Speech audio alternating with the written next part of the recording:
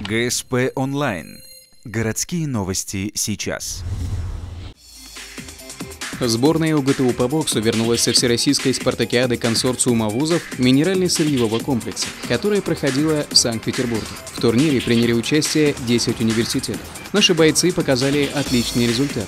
В 3 весовых категориях они заняли верхние ступени пьедестала. Это Александр Макаревич, Табрис Шервани и Сабир Шахроев. В общекомандном зачете бойцы завоевали серебряный кубок, уступив хозяевам соревнований всего 2 очка. Спасибо нашим спортсменам. Они не уступили ни в плане подготовки, ни в плане характера и настроя. Каждое утро, не надо говорить, я вставал, смотрел окно, шла зарядка. Ребята взрослые, самостоятельные, они ставили себе задачу. Борьба была до последнего боя. В первый день мы заняли лидирующие позиции. И в последнем бою решалось, уже мы не решали, дралась Тюмень супертяжеловес с Санкт-Петербургом. И здесь решалось первое место.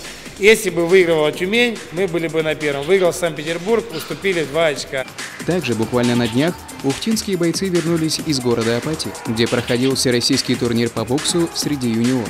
Бронзовую медаль привез Сергей Усачев. Золото завоевал Владислав Семяшкин. Времени отдыхать после соревнований у спортсменов нет.